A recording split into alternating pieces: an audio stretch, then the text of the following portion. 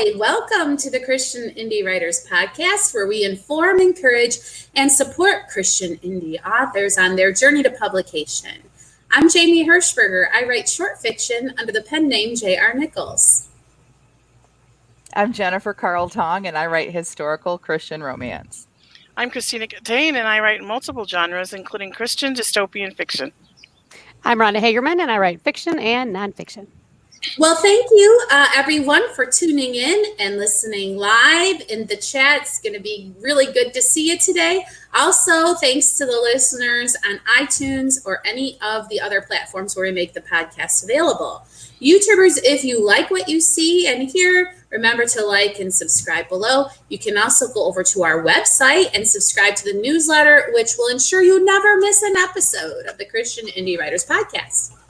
So we start every episode with what we call What's Up. It's where we travel around the virtual table and check in with our hosts to find out what's going on with them in their personal lives. What's up with you, Bambina? I see beautiful backdrop for your podcast today. Yeah, I'm on my daughter's back porch at the campground. She lives here because she's the program director, and we're camping. We've been camping since last Saturday, but there's not a great signal at the camper, so I had to come sit on this horrible location. You poor baby. On the back porch here. And Michigan in summertime, if you guys, I say it all the time, it will woo you. You visit Michigan in the summer, you'll think you never want to leave. It's so gorgeous there. Good for you, Tina. What's up with you today? What, Jen? I was going to say, but what about in the wintertime? You don't feel like that woos people here? I didn't have anything edifying to say about that, so I think I'm just going to change this up. What's up with you today, Rhonda? Well, let's see. Estate sales season is in full swing right now, so that's thrilling for me. Didn't you go somewhere yesterday? Did you find anything cool? Yes. Well, someone had called the museum and said, hey, we're having an estate sale. Do you want to come see if there's anything you want for the museum first? And that never happens. We've had people offer to sell us things before. But yes, this person was very generous, and it was a good day for me and the museum. That's cool. What's like the coolest thing you've ever found, would you say, as far as like something to put in the museum? Well, yesterday I was pretty thrilled when I saw the 200-year-old Irish spinning wheel that's still in working condition. The wood is just so beautiful from all those years of lanolin, and so that's the top of the list for today. Wow, that's kind of like, I know it sounds kind of weird. Cast iron is everywhere now, but if you get an old one that's been really well seasoned and just cooked on for years, it's like you feel like, oh. Yeah, I've never cooked on my spinning wheels before, but yeah. Oh, yeah. Awesome. Well, I'll go next. What's up with me? Hey, guess what, everybody? Like, I don't know if you would call it Corona panic, but like I did not ever really panic. Okay, Corona limbo is over at the Hirschberger house. My husband actually has an actual for real job. No more, running around here and there to work this job or that job. He's actually been gainfully employed. Hooray! So I just want to say praise God, because it's been a scary time for us, because we just were not sure where the income was going to come from. My husband's industry was just gutted. He was in trade shows, right? He was delivering. And so anyway, it was just a really interesting kind of faith walk. And we just want to praise God that now it seems like he's off the road, first of all, which is totally weird. I'm being like a normal dinner at 4 kind of a mom that I've never been in my life, which is great, but it's just so different. Praise God for the good news. What's up with you, Jen? Well, first of all, I want to apologize for the big delay this morning in me saying my name. I had a child, a teenager, on the floor down here trying to get the dog out of here because they're here with me today. And I asked them to keep the dogs in the back, but I guess one of them escaped. And it was like, do you guys remember seeing on the news that guy that was doing the interview and his kid came in and the mom was, that's all I could think of was that my daughter was now going to be this person. But I'm sorry about that. It was so funny. It would have been great, but she would not have thought so. My what's up is that yesterday I got home from the store and my kids are like, oh, look at the back porch. And our glass top table had like imploded.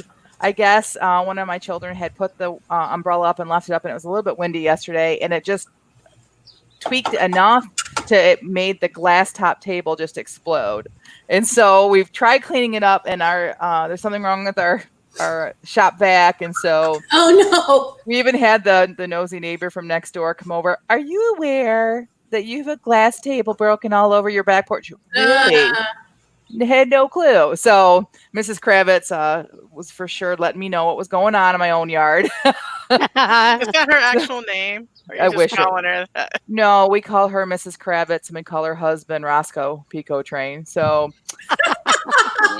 I don't normally make up names for people, but if you knew these people, you would be agreeing with me. So anywho. Okay, so I don't make up names for people like to be mean about them. Right. But what happens is my family will make up shorthand names for people until we know their name. So someone will be like Blue Eyes or Red Hat until we don't know, until we learn their actual yes.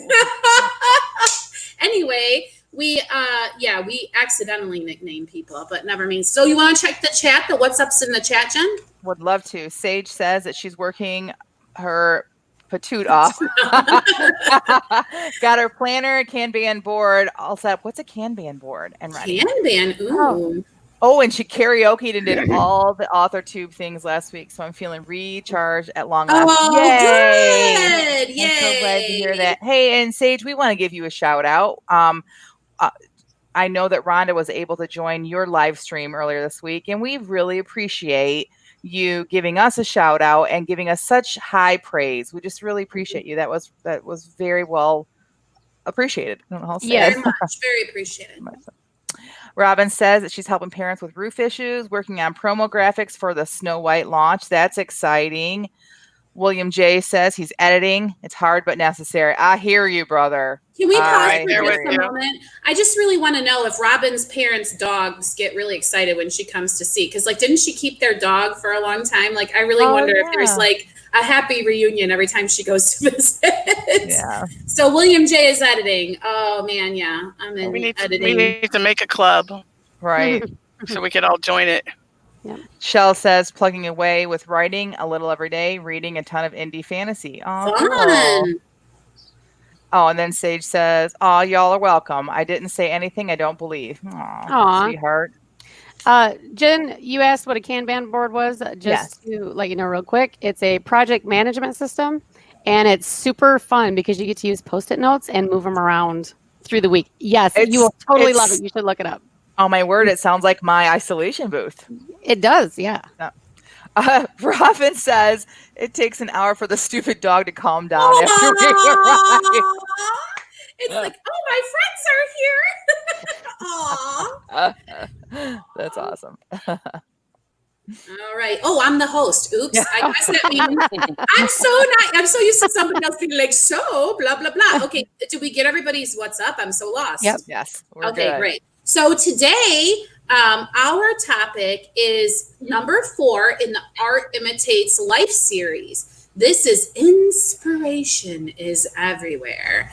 Okay, we're going to talk about not just what we mean when we say inspiration is everywhere, but we're going to talk about where, how, and when you can take advantage of this. Okay, so to kick us off, what I would like to do is kind of go around the table again and see if you guys can share a story of how you were inspired in an odd or fun. Inspired? Did I just make up a word? Inspired. I think you did, but I like it. Me too. How you were inspired in a fun or special way. Who would like to be first? I know, right? Well, if you're inspired, maybe there's a lot of perspiration involved in this particular. Sorry, a child just entered my domain. I think that we're fine though, but are they crawling on the floor trying to get a dog? Because that would be. They are trying to let the dogs out. Okay, but we have like an escape prevention mechanism. We tied a deflated soccer ball to the leash for my one dog so he can't get under the fence. Like if he goes, it like stops him. So my kid is like, yes, my kid is looking for the device that we made to keep him in the yard. I won't tell you what we called, so it's a little bit crude. It's a ball in a sack. So we put those 2 words together and we call it that. That is amazing. Right. Seriously. But anyway, he goes And that under. concludes this. Yeah, he goes under, and then he's stuck. He can't go anywhere, and then he just looks helplessly at us like, "Help! I'm stuck." And then it keeps him safe, and it makes us happy because he can dig if he wants. He just can't get away. Wah, wah. So anyway, sorry about that, everyone. Okay, so who has a story of inspiratedness? Who's gonna go first? I'm gonna voluntold you. All right, Tina, you're voluntold. What is your story of inspiration? I don't like you said a weird or silly one, but I don't really have that. But I have I think my favorite one was I just got in the mood one day to listen to music, and I really like what is his name? Chris something. He's a singer, and he wrote a lot of the famous country songs that you hear on the radio. Okay. He's just like a prolific songwriter. So he was the lead singer for this band called the Steel Drivers, and it's like bluegrass. And I was listening to this one song called "Can You Run," and it was basically the story of a slave who wanted to run across the line during the Civil War to get away from the Confederate area and go join the Union. So that's basically what the song was about, and it just like inspired this whole storyline that I have now. Wow, that's interesting. So when you heard the song and then you had the thought, and then later when you were about to write, that came out, or did you race right to the computer to write something? How did that manifest? I really don't know. I think I just started thinking about what that would look like, because he was singing to a girl and he was saying, "Come on, honey, can you run?" Okay. And so I have this whole idea for a story based on who was that girl, and so I don't. That's awesome. I would love to be. I would love to be a songwriter that wrote a song that would inspire somebody to write a novel. That's really interesting. Okay, who's next? Rhonda, you're nodding your head. What is your story of inspiration? Well, I just had a thought. You know the story, the song Billy Joe McAllister. Yes. I think that was a song before that was a story. I think it was. Mm-hmm. Yeah. But anyway, so mine's just a little bit different because pretty much everything that I write about was inspired by a real life event, whether that's good or bad.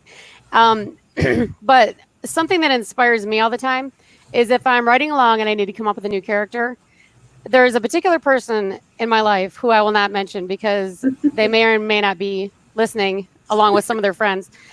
And they just seem to attract the strangest people in their life. All of their friends are a caricature of something. And so whenever I want to come up with a new character for my book, I think, let me kind of, swipe through my memory of this person's friends and see who would fit the bill. I love that. I just have to ask you if I know this person. I think you've met this person, yes. Okay. The three of you might be in that category. My husband is one of those people, and I realized one sad day that he married me, and everybody he knows is strange in some way. So I'm thinking to myself, I don't think I'm the exception. So it's possible. And it's why he follows me around, just kind of shrugging all the time. Anyway, in our chat, we've got some stuff. Sage says that she often gets inspiration from reading news articles. Ooh. I love to go back into old news articles in the time periods that I'm in, so that helps out a ton too. Robin says that she's a book based on the song Locked Away. It involves a lot of torture in the North Korean prison. Ooh, that's yuck. Yeah. Yeah. All right. Okay, well, I'll go and then you can go, Jen. I was inspired to write the story about the alien from outer space who's disguised as a raccoon from a drain. I don't know what you call them. Those metal tubes that stick out of a ditch. And then Culver. Thank you. Oh, that sounds like Culver's. Why would they name their restaurant after a ditch? Oh, it's Culvert with a T. Okay. So yes. So I'm going to go to the ditch place to get a hamburger. Anyway, so I saw one of those culverts and it had like water trickling out of it. And in my mind, I thought, well, what if an animal came and drank some of it and it was like, I don't know, radioactive, and then it turned them into like some kind of a monster. So in my head, it was like, oh, haha, a raccoon could drink that water. And so the idea was like a radioactive raccoon or something. I don't know. But that's who Corny started out as, was whatever this radioactive waste that was coming out of a barrel was going to turn into a raccoon. And I don't know how it turned into what it ended up being, but that was the inspiration for that character. What about you? Did that happen on our trip up north? No, I actually remember it was on the way to my sister's house, and she lives kind of out Port Huron way. All right, so Jen, what is your story of being inspired? So I have lots of different ones I could choose, but I chose one that was going to be that less about the whole story overall, but just one scene, because I feel like that there's inspiration out there just to help you write a single scene too. And there is a my house that we're moving out of lives like it's on a corner, and so one of the roads when you're coming up like from behind my house, there is an open field. Corn is usually grown there, and in the middle of the field is one tree, like an old oak tree. And you see this often in Michigan here, that like they might have like cleared out for the field for farming probably for hundreds of years ago, maybe. But they'll leave like some trees, like one right there in the middle. And there's this one tree in the middle of the sea of corn. And I remember thinking about that and thinking about, how that tree stayed there and what does that even like mean? And that was the inspiration for the opening scene of book 3 that I'm working on right now. And it has nothing to do with trees or cornfields, but it has everything to do with the strength that looks like to me, and the strength that this woman needs to pull from herself to do what God wants her to accomplish in this book. So that's a really great theme also, that you can play around with. I love that, Jennifer. All right, let's go to chat again. Shell says her son and she were inspired to write an alien invasion after passing through Humansville on a road trip a couple years ago. It's still just a lot of ideas. Yeah, we have yet to write it. That's awesome. William J. says he got inspiration from reading on newspapers that were started during the French Revolution. People keep spreading their political ideas. I'm writing about how a revolution would impact free speech. Wow, yeah. Huh. Very topical. Barbie says, Rhonda, who could you be talking about? Hold on a second. Yeah, now I understand what you mean. You 3 are included. So we are 3 of the weird people that are attracted by this. I didn't catch that either. Every person this person meets is a caricature. Oh, really, Rhonda? All right. Anyway, I guess we're not going to hold it against you because it's true. Okay, so we have to move along because we are doing a really good job of being chatty today. So we have to talk next about actual physical places. So we picked the airport. Sorry.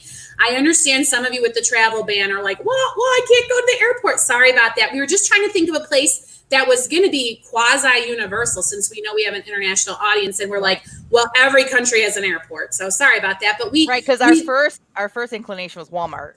Yeah, not everybody we knew we would get like slapback from people like in Europe saying Walmart. So yeah, but if you're in the United States, there is some prime picking for some observations in that store. Yes, there is, and that's what we wanted to do, was to kind of shoot off a few ideas of where physically you could go for writing inspiration. And the first one we thought of was the Walmart/grocery store.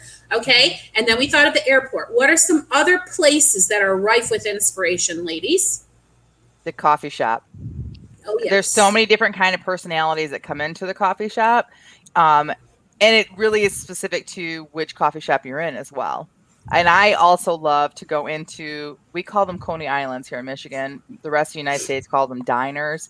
I love to go into a diner and have breakfast and just sit and watch everybody that comes in. The old men that are there every morning, and all they get's a cup of coffee and they stay there for hours.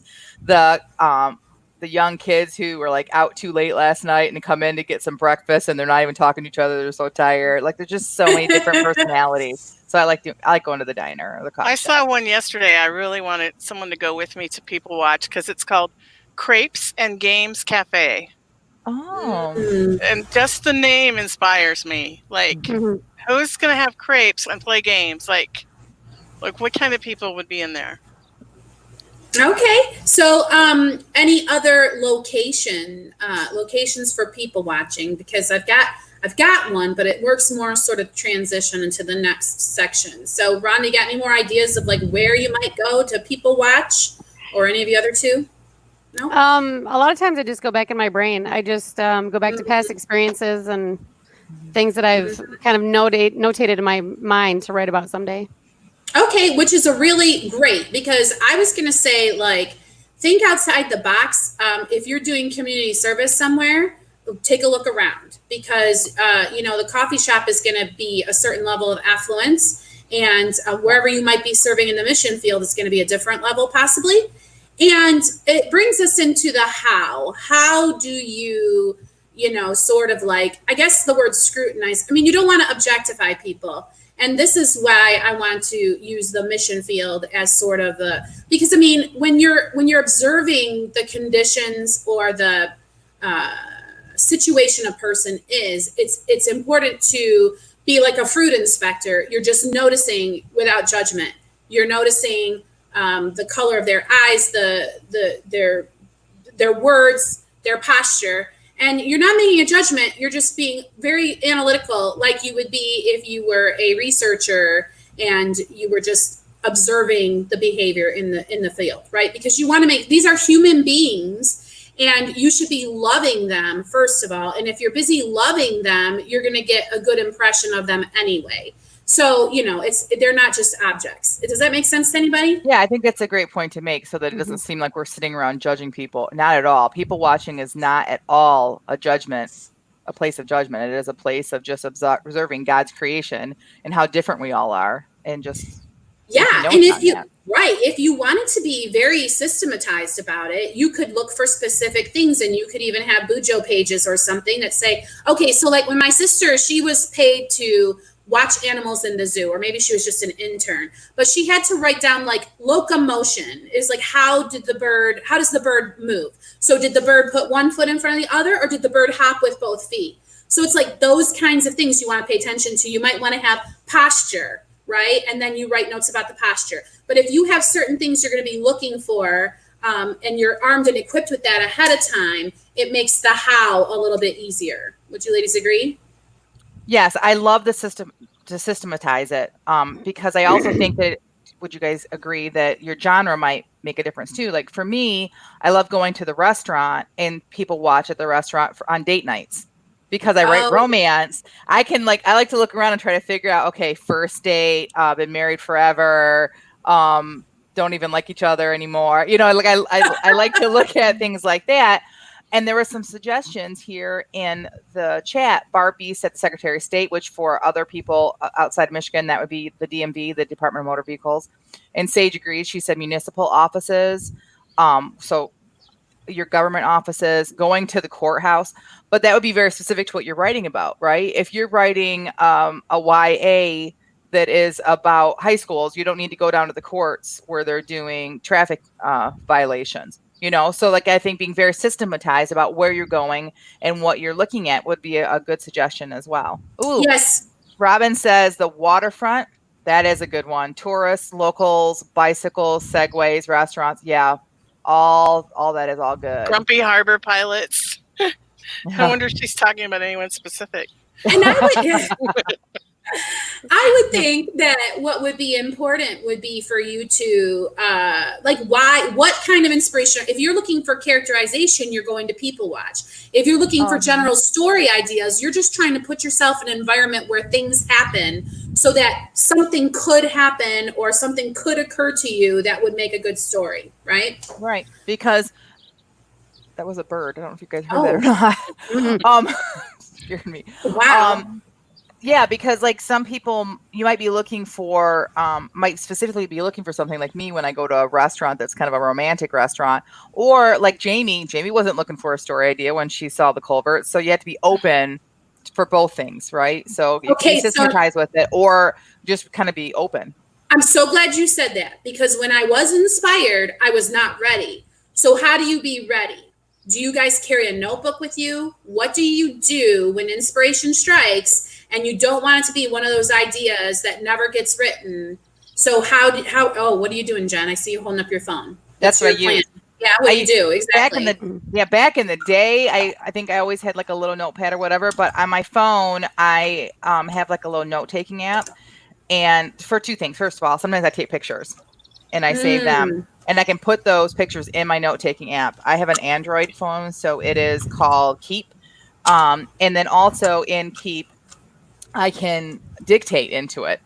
It's not great though, as I found out this week when I came up to one of my last chapters of the book, and I had dictated the entire thing and months ago, and I had to figure out what I was actually saying, which was hilarious. So my one piece of advice would be, if you dictate into your phone, immediately type it out when you get home, because you're not going to know. You might not know what in the world you were talking about. But yeah, I always use my phone because it's always with me. Rhonda, do you also do electronic, or are you a more old school? Do you bring your bujo around? Do you jot ideas? What do you do to keep track of your inspiration? I always carry my bujo around with me. And even though I've, in the last week or two, I've gotten really sloppy with my daily actual use of the bujo, I always have it with me to write inspiration down for not just writing, but other things I'm inspired for. So I have sections in a notebook that I've always got with me for genealogy thoughts, decorating thoughts, writing thoughts, and that. Well, and Rhonda, I'm going to say I agree with you about writing down with pen and paper. And I also want to say that it is possible to have an accidental bullet journal. So what you do is you just fill a notebook with all of your thoughts and inspirations, and then you go back later and put the table of contents. Yep. Yeah. Because that's what's going to happen to me. I have this whole notebook where I've just been jotting down random crap.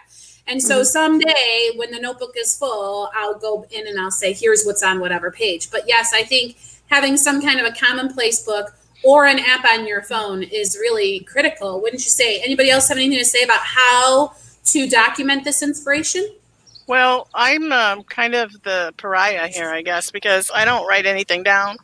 I don't take notes. I just, when I see something, I just let it make an impression on me in my mind. And so then, I did a lot of traveling when I was a teenager. My dad worked for an oil company, and we lived overseas, and we did a lot of traveling.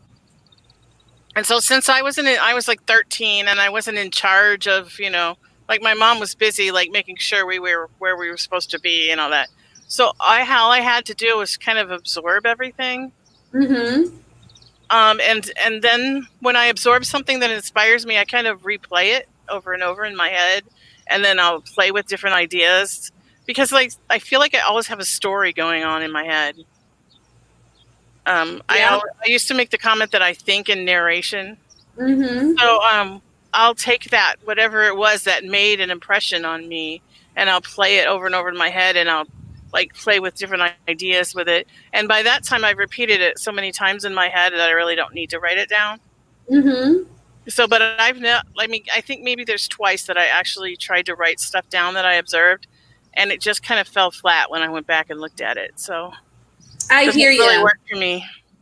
The thing that I have to be the most careful about is to write down those middle of the night thoughts and be careful about it, because you're like, oh, I got this wonderful thought last night, and you look at your notes and it says like squirrel tattoo bandit or something, and you're like, what was I even thinking? I don't know. So then I just kind of feel like, oh well, that thought was just meant to go down the drain with the whole bunch of other never to make it to paper. And that's something that y'all have to be okay with too. Not every idea is a good idea, and that's okay. I know it's really hard when you're first starting out and you don't even have anything published, and you feel like, but I just keep writing all of these words, and it feels like a waste of time because nobody else is reading it. But it's never a waste of time to exercise your writing muscle. It's just like karate or playing the guitar or anything else. If you don't do it, you never get better. So find reasons to write, get out there and get inspired. And that's enough of my soapbox. So are we all hearts clear on the actual topic for today? Shall we move on? All I want to say for a final thought is do it right now. When you observe something, when you see something and it makes you either giggle or makes you think, oh, I should put that in a story, or that's an interesting character, or, oh, I love that scene. Put it in your phone, write on a scrap paper, on a napkin, something, because you will forget it. Like, at least I will. I'm not like Tina. And I mentioned that app earlier.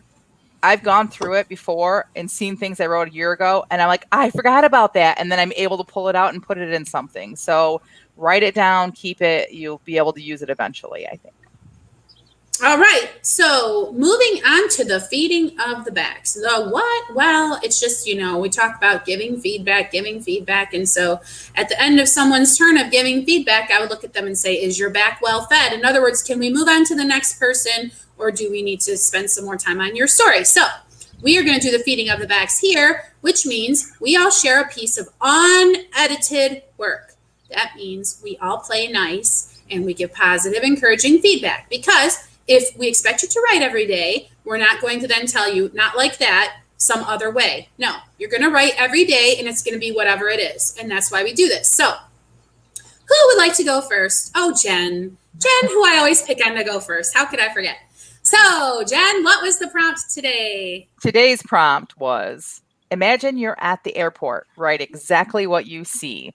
And I'm very disappointed with mine today because I started writing and then all of a sudden I realized, oh, I should have wrote about my older couple, and them having to deal with masks and all of that in the airport. And so this is a different couple of a kind of a story idea novel that's been floating out there for some time now. But anyway.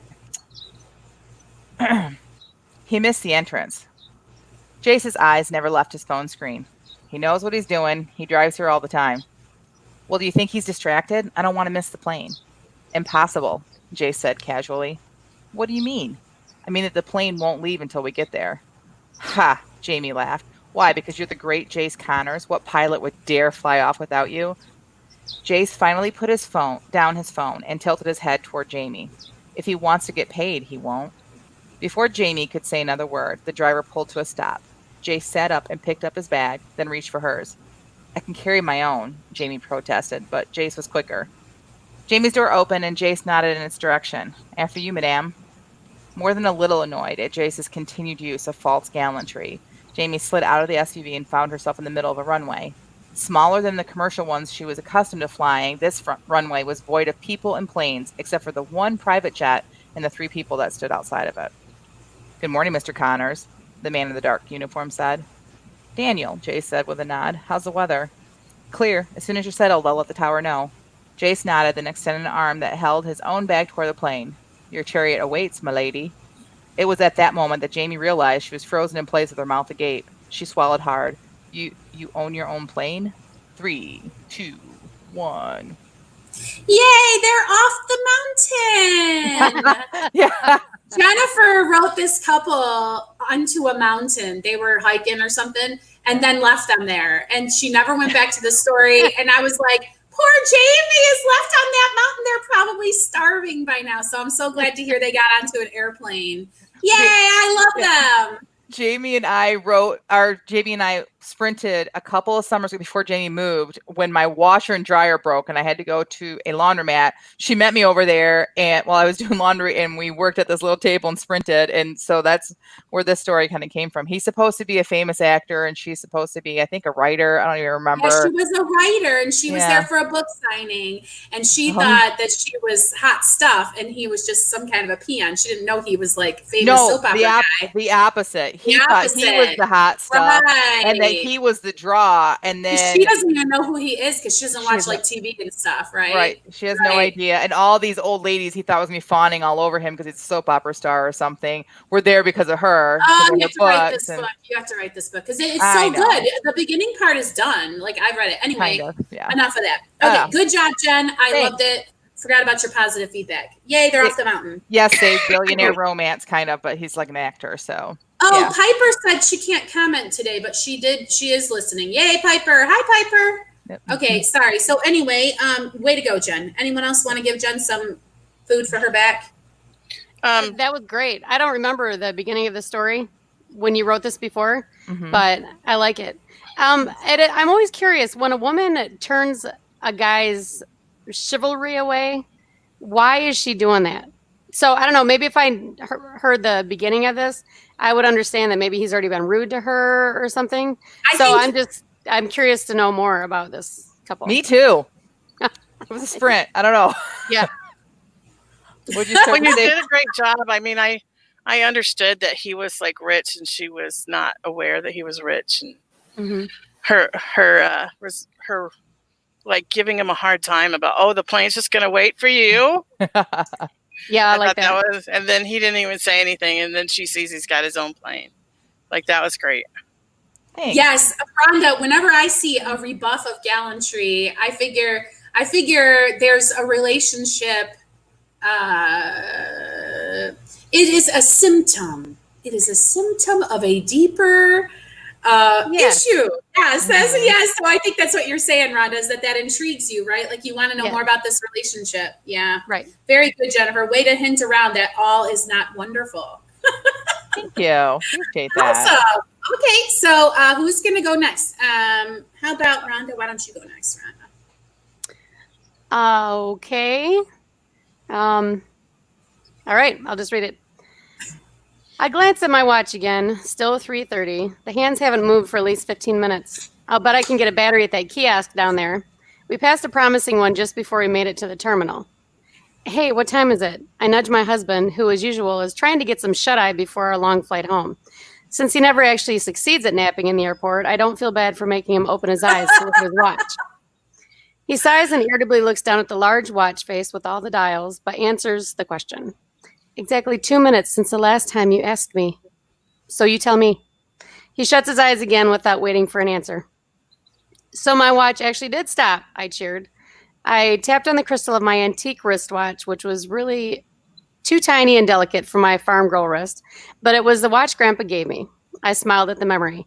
His daughters used to complain that they had to buy their own watches due to the cobbler's kids have no shoes rule, but he gave me a watch. Oh, but it only died 9 minutes ago, I whined. I'm walking down to that kiosk right back there to see if they have a battery. The end. Okay, so there are a couple problems with this. First of all, it's an antique watch, so there's no battery. I'll work on that later. That's awesome. I love it. Yeah, Rhonda, like I love that watch is too delicate and dainty for my farm girl wrist. Like if there was a relatable sentence ever in the world, this is mine. Like that's so relatable because people buy you this dainty jewelry and you're like, oh, thanks. So let me just wrap it around my meaty trunk and have it disappear into a roll somewhere, never to be seen again. But it's like, I appreciate the gesture. So I'm like you, I'll wear that SOB no matter what. You know what I mean? Yes. Oh. All right. So whatever you put in your coffee this morning, Jamie, I want some.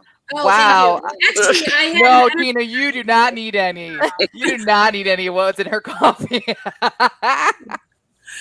All right, I'll go next. But I will tell you, Rhonda, you did great. I mean, unlike me, like you're like, oh, there's a lot of problems with this. I thought it was wonderful because right away it's like, what is Rhonda going to talk about? It's boring to wait for your flight, and I just almost immediately start cracking up because instantly it's like this character is bored, and you know it, and you are there, right? Mm-hmm. Any other feedback before I blab some? I love the sleeping husband. Yeah, like that whole description of the sleeping husband was so spot on. And how she knew it was okay to interrupt him because he never falls asleep. Yeah. The futile attempt to sleep in the airport. Yeah. I may or may not travel a lot. I was just going to say that. Like, it was so apparent that you travel often because they just felt like I was there. So loved it. All right. So it is apparent that I don't know how to follow directions. So I will read mine. Although maybe I better not because, here it is. Sorry, I lost it for a minute. Hold on. Okay, here we go. I ended up writing about what I hear, not what I see. I don't know why. So here we go. That's good, though. I don't know. Okay. There is nothing quite like the sound of a multitude of people in a building with a high ceiling. Human voices and footfalls combine to provide a low gurgling rumble like the engine on a road trip set to cruise control. Even the sound of the room itself seems present, not just in the hum of the powerful HVAC systems, but also in mysterious cubbies, like the dugout space between the restrooms where the metal bench awaits another bored or weary bottom, and corners like the one spot you've carved out for yourself in that little place where the two windows come together that seem impervious to the press of human sound. Often carpeted with a soffit or archway or other architectural element which brings the ceiling considerably lower, these precious islands of quiet seem a safe place from which to view, yet not partake in, the craziness around you. On occasion, a single sound pierces the echoing rumble of sound, a child's shriek, a woman's laughter, or sometimes the chirp of an opportunistic sparrow who's made his way into this predator-free zone of freely given fast food tidbits. One such shriek has just occurred, and you look up to see a leashed toddler jogging in a staggering, meandering path toward a woman who appears old enough to be his grandmother. She confirms your suspicion by calling him Grandma's best boy and pinching his cheeks before swiping at his face with a licked thumb. He wears a backpack shaped like a monkey, and the tail is serving double duty as a leash, the other end of which is attached to the wrist of a very bedraggled but very happy-eyed young woman whom you presume is the mother to the child. "Did you have a good flight?" Grandma asks. "Slept the whole way," the younger woman responds, and her bleary red eyes tell you she'd opted to take in the onboard movie or get caught up on her novel rather than sleep when the baby sleeps. The grandmother slips the backpack off the child, hands it to the mother, then takes the child's hand. 3, 2, 1. That was really awesome. I love it. Really was. It was like a tour through the sounds of the airport. Yeah.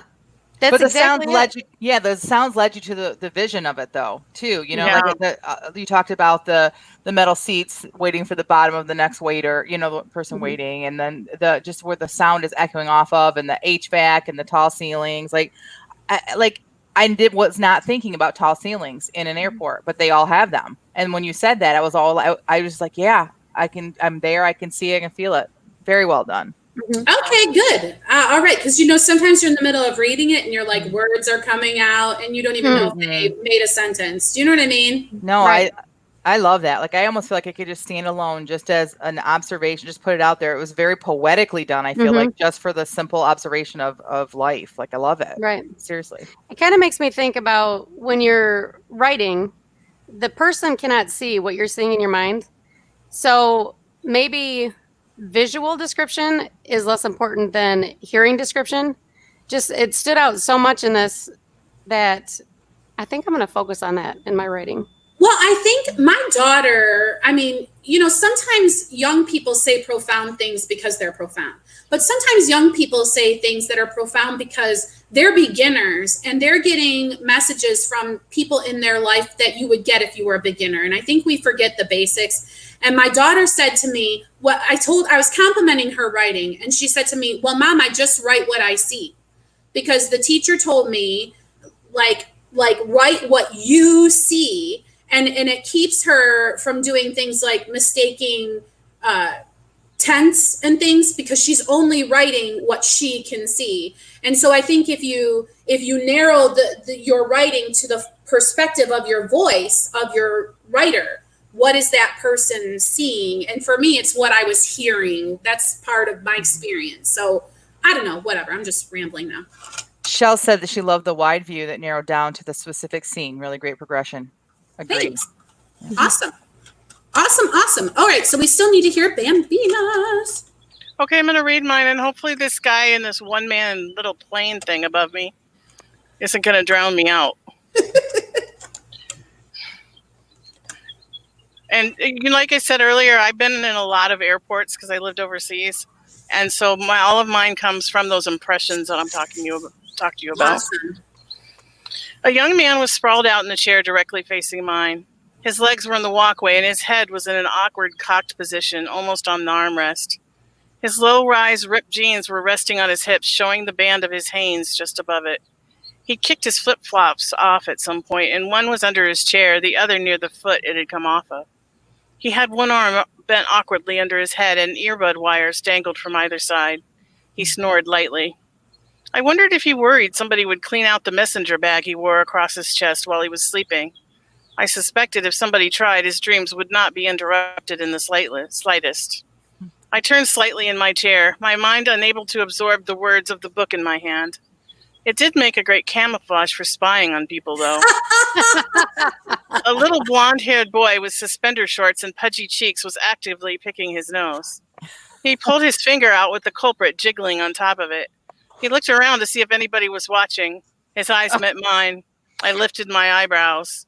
I don't know what it is about me that inspires rebellion in children, but his eyes never leaving mine. He put his finger in his mouth, sucked it clean, and began chewing. I stifled the urge to laugh. Next to him, his mom was none the wiser, fidgeting with her purse, and then her carry-on, then back to her purse again. Her mousy brown perm seemed a bit unkempt, and the floral cotton dress she was wearing could use an iron. Her husband reached out and put a hand on her arm, saying something I couldn't hear and patting her softly as he spoke. She calmed then, putting her purse aside and turning her attention to her son. The husband's work apparently done, he leaned his head back onto the chair and pulled his ball cap over his eyes. His khaki shorts rode up on one side in a way I judged must be quite uncomfortable, but the man didn't seem to notice. Just then, a smart young woman in an airline uniform strode down the aisle and behind the kiosk. She was intently busy at whatever needed doing back there before lifting the handset and announcing, "Boarding for Flight 202 to Detroit will be boarding momentarily. Priority passengers, handicapped, or those with small children will board first. Please have your boarding pass ready. 3, 2, 1. Okay, my favorite line was, I don't know what it is about me that inspires rebellion in small children. Like, that should be on your tombstone. Yes. Yes. Oh, Robin just made a barf face. It's so great. My job was done then. I'm totally satisfied. All of the grossed out. Yes, all of our chatters are appropriately responding to Tina's. Yay. I made them sick. Sage says, and worse, I could see where it was going. Couldn't stop myself from listening anyway. I know, me too. I didn't have a choice. Can't plug my ears when you're one of the hosts. Like, my stomach. I'm going to say it's my fault. I've been a very bad influence today. I apologize to everyone. If I crossed any boundaries, I really did not mean to. But it is a compliment to your writing, Tina, that I'm nauseous right now because that was a completely made up thing that did not actually happen. I'm not looking at someone do that, but right now I'm nauseous because you wrote it so well. So I mean, it was just so well done. Like I thought about people sitting there sleeping and their bag is open, and you just wonder, like, what if someone came and went rifling? Like every thought the person had, ultra relatable. The shorts, I judged the shorts to be rather uncomfortable. Like, how do you say that? Like, you did a really good job. Oh, and sorry, to go back to Jen's writing, she also did a really good job of just like saying stuff that needed to be said. Do you know what I mean? Like, she got on the plane. Like, I don't even know what the sentences were, but sometimes you just got to say stuff. And you guys did a really, really great job. Yeah, we've discussed that offline a few times in the past couple of weeks about sometimes you just have to say stuff and like when to choose to like be more poetic and when just to say they got on the plane. Right. So well done. Awesome. Really, really well done. I'm really sad to find out, though, that my secret spying book isn't as secret as I thought it might have been. Well, maybe it's a different book. Maybe. And I love how you said, like, she was unable to process the words of the book because there is something about traveling brain. It kind of gives you the same feeling that writer's block does, doesn't it? It's this weird, I cannot be productive until I get where I'm going is kind of how you feel. I don't know. It's almost like a low-level anxiety or something. Right. And I think because when I travel alone, it's different. But if I'm with children and I have bodies to manage, oh, man, I cannot get into a book or something. Okay. My version of the spy book is this. Okay, you're taking pictures. Yeah, I know. People think that they like, oh, I'm just playing a game. And it's so obvious because you're like. That's the reason my phone is gigantic. It's the real reason. All right. So we're kind of done now with the feeding of the backs. Oh, I wanted to say, I hope that you all in the chat and anyone listening will take a chance on some of these writing prompts. Look, I keep saying, if you write every day, you'll become a better writer. And I really mean it. And part of the reason that we do these writing sprints and then we share, trust me, we are not the kind of people to normally share unedited stuff. Okay. So we're doing this to inspire you guys to take 15 minutes out of your day and write something. Just write anything. Use our prompt, use some other prompt, but flex those writing muscles and become a better writer. And when you do, you can share on your blog and then just send us a link. We'd be happy to retweet it or resend it out for you. So why not take a chance? Okay. That's it about the sprints, right? So moving on. Now we have to go around the virtual roundtable again, and we're going to talk about the what's next for our hosts and for those of you listening. If you would like to tell us what's next for your upcoming week, we'd love to hear about it. What's next for you, Tina? Well, still camping until Saturday. I guess that's tomorrow. The neighbor's mowing the lawn, so sorry for the noise. And continuing editing my book. Yeah, big work there. We're all editing. So she went mute to make sure we don't hear the lawnmower. What's next for you, Jen? Editing. Yes. Editing. And I'm so close. But I'm kind of toying with the idea of maybe doing some sort of July Nano thing. I don't know. I have just writing that thing today my sprint today makes me think I've got all these little stories out there that are kind of mostly outlined. And I should just try it. So I think over this next week, by next Friday, I'm going to have to by next Friday because it'll be already July by then, right? Oh my word. Yeah. So I will be able to report next Friday whether or not I've decided to do a nano project or not. So I'm curious, is anyone else thinking about doing a nano project? Any of the four of us? Well, let's talk about that since I'll do my what's up. I did not think about a right way to talk about my book, whatever, but I've got a lot to do. It turns out there's a lot of crafting that has to happen, a lot of actual writing that has to happen because I really only had fragments going. So I'm considering making July a commitment to finishing this project, whatever I want to say. You know what I mean? So that's what this kind of tell me, you can set your own goals, right? Tell me how this is different than November. Yeah. Camp Tell Nano. everybody. So Camp Nano, NaNoWriMo in November, the whole point is to write a novel, 50,000 words in 1 month. The Camp Nanos in April and in July, you get to set your own goals. So you could do another 50,000, you could do 30,000, you could do an editing project. There's lots of different ways of doing it. And if you go to their website, it's much more clear. So it's campnanowrimo.org, I believe. So I never have any trouble doing the actual work of Camp Nano, but I'm bad at the social part. We tried to have a cabin and I fail at going in there and talking to people. So, the cabin part, probably I'm not going to bother with, but I think I will do a project. So it will be committing to get this book done. Right. For July. Sage says her what's next. She's going to do a clearing my slate stream tomorrow. I don't know what time yet, so I can get all my stuff sorted for July. That's good. Oh, my poetry book is free on Kindle this weekend. That's awesome. How do we find it? How do we find it? Yeah, can she put a link in the chat? They won't do links, but she could tweet us a link if she would, and then we can retweet it. What's next is for Robin, and she's going to launch Snow White, hopefully. Already, that's so great. Wow, good job. That's a very fast turnaround. Good job. Oh, real quick, Robin says that Camp Nano is now blended with the same website as Nano. That makes so much more sense in how they use it. Oh, that's so much better. Okay, so Shell says, what's next? More of the same, 200 words a day, and summer reading challenge. I want to write a fantasy series, so I'm reading tons of indie fantasy this summer to get an idea what's actually out there. That is the best advice if you want to switch into a new genre, or even, and when you're writing, you should stay within your genre when you read it. It just helps it so much better. So Sage says she can't link it, but it's Silk Flower Goodbye. She said she'll tweet us. Great. Yay. All right. Well, that's really awesome. And I just want to say, I'll go and I'll look over at NaNoWriMo because now, since there's changes, maybe there's something a little more, it just didn't feel interactive enough. I don't know how to explain to you. It's you have to go every day to check and see if you have a message, and then you respond to the message, but I'm not going to sit around all day to wait. It's not instant the way that a Facebook conversation can be. And it just still feels isolated, you're trying. I don't know. So anyway, you're talking about the cabins, right? Yeah, so maybe if we were to do something on our Facebook page, because we meet together for office hours every day, Monday through Friday anyway. Maybe if we were to do something on our Facebook page where we showed up and went live just real quick and checked in and was accountable to everybody. That would make more sense for us. Yeah, better than doing a cabin. The cabins did not work for us. So all right. So by Friday, we'll figure out what we want to do as far as accountability that way, maybe, Jen. And then maybe you and I can make a pledge to check in this many times or something. And then we'll see what Rhonda and Tina feel about it once we've decided, right? Because we're the ones saying that we're going to commit. So no reason to rope them into our shenanigans unless they're on board.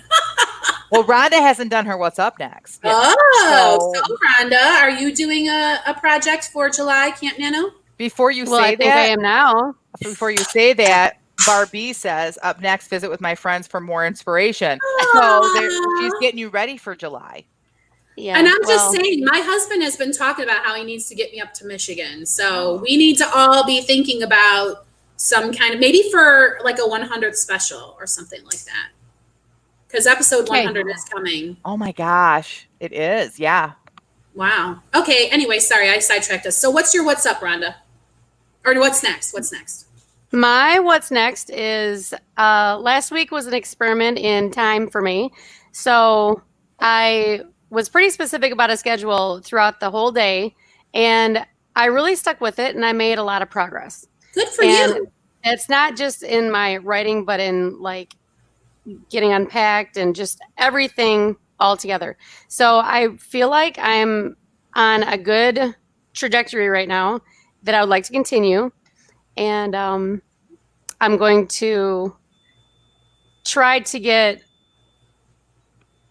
I went a little easy on myself during office hours this week.